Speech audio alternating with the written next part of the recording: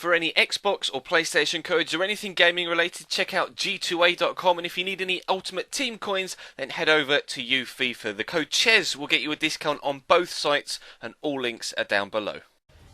Hey guys, how's it going? Chez back again, and welcome to episode number 17 of the Liverpool career mode here on FIFA 15. Yesterday we had a look at some transfer targets, and today we'll be having a look at each of those players on an individual basis via the scouting reports, etc., and trying to get one of those players in if we possibly can. We start though with a game in the Barclays Premier League at home against Leicester City. You saw from the league table we're actually 6 places above them, but the difference between the two sides is actually only 2 points. Such is the state of the Barclays Premier League right now. It's so tight between the mid-table and the European spots that a couple of wins back-to-back could shoot you up the table, or a draw and a defeat or something along those lines could drop you down the table. It's absolutely incredible right now, but we're hoping to go for the 2 wins back-to-back option of those two. But we start again up against a rather strong Leicester side actually. They are underperforming in real life in the Premier League. They started off very well indeed, and I thought that was how they were going to continue, but unfortunately for them, they have found themselves on a run of particularly bad form, despite picking up a win recently. But Kasper Schmeichel on career mode, whether it was the Chelsea one we did earlier on this year, or so far on this Liverpool one, always seems to perform out of his skin against me. I've always struggled against Kasper Schmeichel, and he had to be at his best there to react quickly to stop that from sneaking in at the near post. We're into the second half before the next couple of chances come.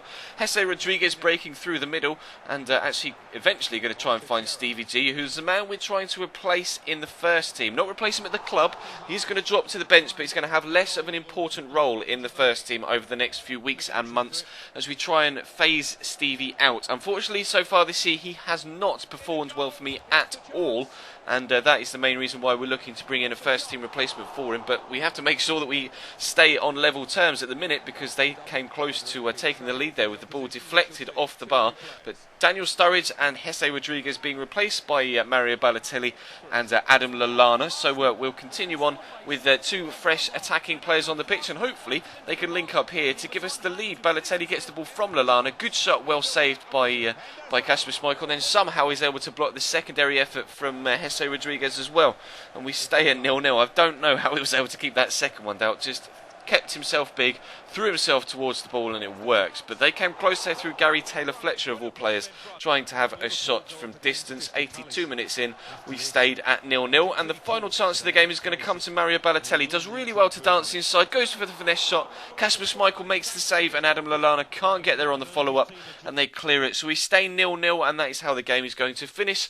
So we take a point from the home game against Leicester City. Not the worst of results, but still not exactly the sort of result we were looking for at this particular stage of the season, whilst trying to get ourselves into those Champions League spots. But we've had an interesting offer for Simon Mignolet from Paris Saint-Germain. I haven't been convinced by him this season. We weren't sure whether we were going to keep him in the summer transfer window. Now we've hit the January window, and Mattia Perrin has been playing particularly well whenever he comes in. I put a big counter offer in to both Real Madrid and Paris Saint-Germain, and if they accept it, then I won't be too sad to see the back of the Belgian. But PSG came back and said, no, we don't want to pay 25, here's 13.5, which is only $1 million more than they offered in the first place. So I was like, well, I kind of really want a big lump of money for Mignolet if he's going to go, so I can bring in an adequate replacement.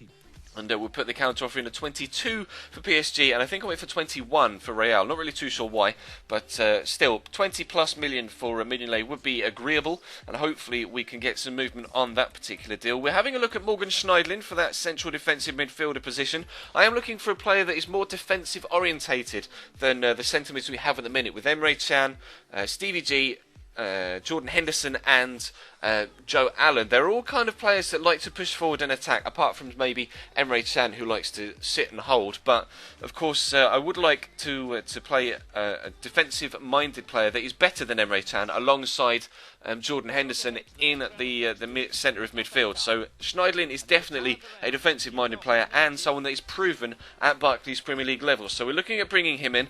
As you saw there, we accepted an offer for Ricky Lambert from West Brom. We also had the offer the counter-offer from PSG accepted by them, £22 million.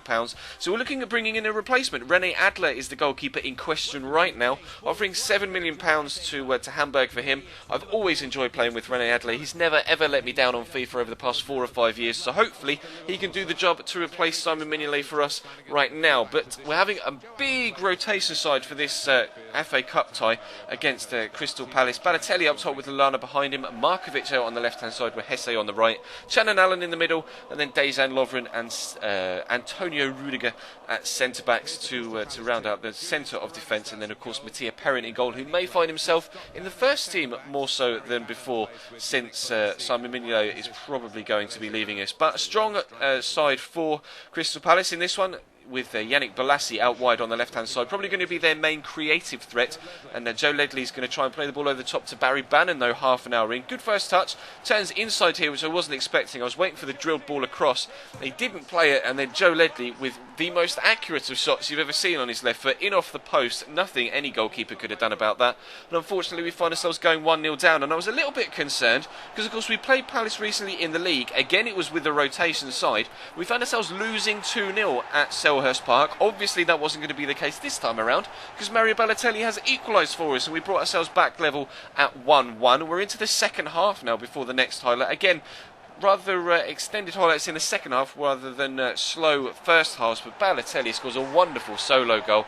Great first touch, amazing dribbling feat to take it around 2 defenders, and a beautiful slotted finish into the bottom corner. And from 1-0 down we find ourselves 2-1 up. Into the 70th minute we go, though, not long after we found ourselves going in front. Joel Ward gets it back to Joe Ledley. The shot is headed for the far left corner, or far right corner, sorry. It rebounds off Dejan Lovren, flies into the near post, and they find themselves back on level terms. And what happened in the game against them in the league? A shot was headed for the top right-hand corner. It rebounded off Dejan Lovren into the bottom left corner, and they got themselves a goal. It is a carbon copy of what happened at Selhurst Park earlier on this season. And then 5 minutes after that, they actually found themselves going 3-2 up. We weren't able to cope with the ball down the right, and then they had a man over at the back post. Barry Bannon getting his second assist of the game, squaring it to the back post, and there was the man to put it in. It's Crystal Palace 3, Liverpool 2. We're in the last 10 minutes or so. Emre Can, not really anywhere to go here, finds Balotelli, great fake shot, turns inside, and Mario has a hat-trick.